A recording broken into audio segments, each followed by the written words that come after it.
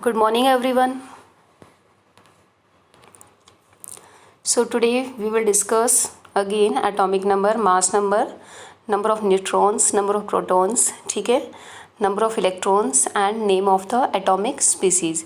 भाई आप किसी भी एटम का आप ये सारी वैल्यूज़ कैसे निकालोगे, ठीक है। तो मैं बार बार इस चीज़ को फोकस कर रही हूँ किस तरह से आपने न्यूट्रॉन्स, प्रोटॉन्स, इलेक्ट्रॉन्स निकालने, बहुत इंपॉर्टेंट है, हायर क्लासेस में भी बहुत बार पूछा हुआ है, ठीक है। तो आपको ध्यान रखना है। तो यहाँ देखो इसने एक टेबल बना दी है, तो यहाँ लिख दिया इसने एटॉमिक नंबर, ठीक है। उसके बाद इसने लिखा है नंबर ऑफ़ न्यूट्रॉन्स।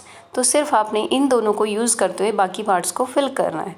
तो एटॉमिक नंबर पता चलते ही आपको ये पता चल गया है कि ये एलिमेंट कौन सा है। तो ये एलिमेंट कौन सा है? फ्लोरीन, क्योंकि एटॉमिक नंबर 9 फ्लोरीन का होता है। तो यहाँ आपका फिल हो जाएगा क्या? फ्लोरीन, ठीक है।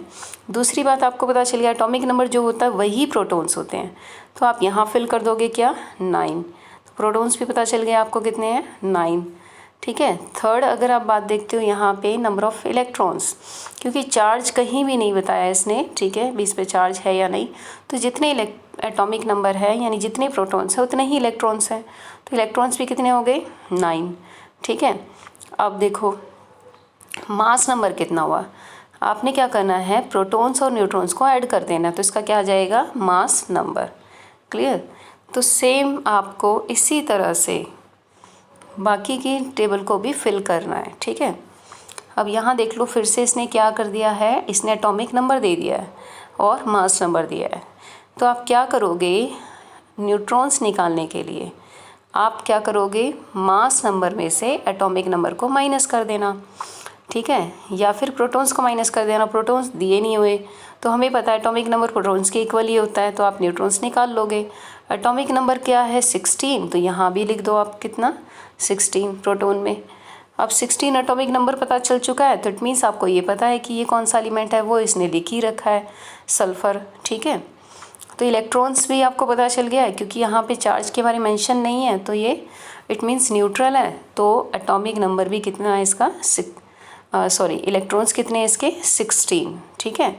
तो आपको इसी तरह से पूरा टेबल बिल्कुल केयरफुली अच्छे से सोच समझ के फिर आपको फिल करनी है। Clear. So I will show you the answer, ठीक है। तो आप वीडियो को पॉज करो और फिर उसे करोगे।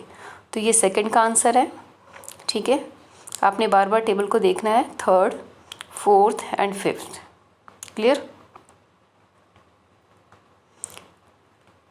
आपको एक दो चीज़ें का ध्यान रखना है। अगर कहीं पर भी जैसे प्रोटॉन्स हैं इलेक्ट्रॉन से कम है, मैंने क्या बोला? प्रोटॉन्स इलेक्ट्रॉन से कम हैं, तो मीन्स उस एटम के ऊपर कोई ना कोई चार्ज होगा, और वो भी कौन सा होगा? नेगेटिव, ठीक है।